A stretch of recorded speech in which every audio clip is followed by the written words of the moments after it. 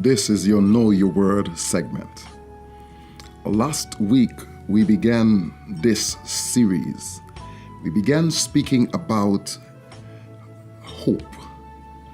We looked at the passage of scripture found in Romans chapter 15 and verse 4.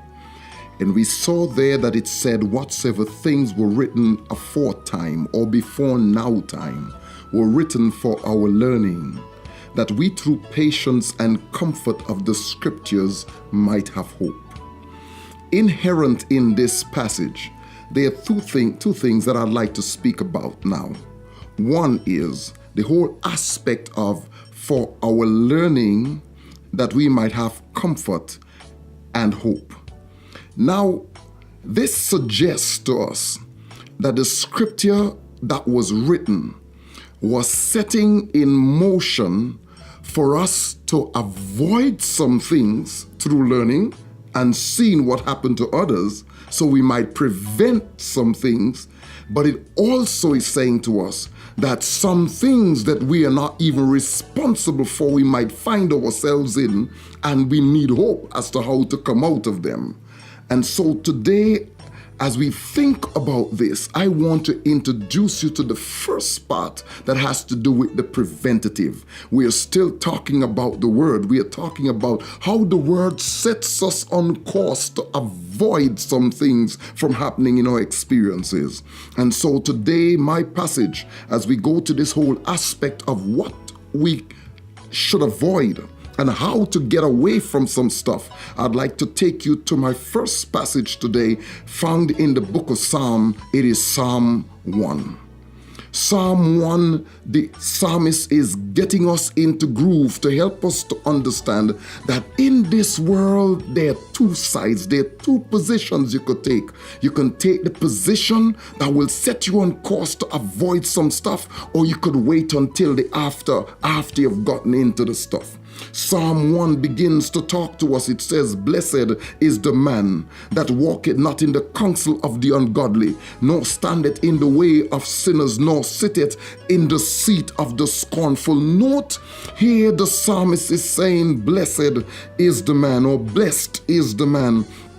The psalmist is helping us to grasp something here. Psalmist, now, some translation refer to this word blessed as happy. Happy is the man. But when you do the root study of this word blessed, you find that the Hebrew is capturing more than the English word happy is taking us into.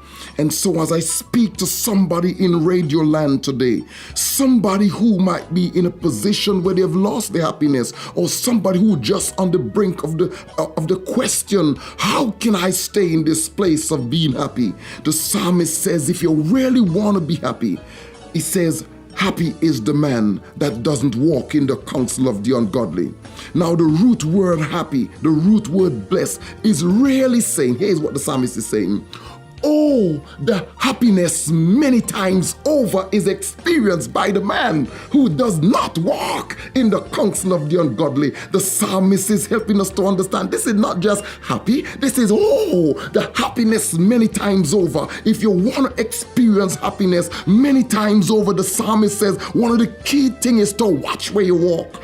Watch where you walk. You can't afford to walk in the counsel of ungodly people. People who don't walk with God. People who don't talk God stuff. People who want to direct you differently. I said you don't take your counsel from ungodly people. I know a lot of people who take their counsel from movies they watch, from daytime pictures that they watch. I know a lot of people who take their counsel from such stuff, but the psalmist is saying that you don't take counsel. If you want to be happy, you can't let your counsel come from the ungodly. You can't stand in the way of sinners, nor can you sit in the seat of the scornful. I would like you to watch the progression the psalmist is introducing us here to. He's saying if you want to guard against this thing and to keep your happiness, watch the progression. First, you walk in the wrong place with the wrong people, taking your counsel from the ungodly. Secondly, you stand in the way of sinners. And then thirdly, he says you sit in the seat of the scornful. Watch the progression. First we walk, then we become comfortable enough to stand,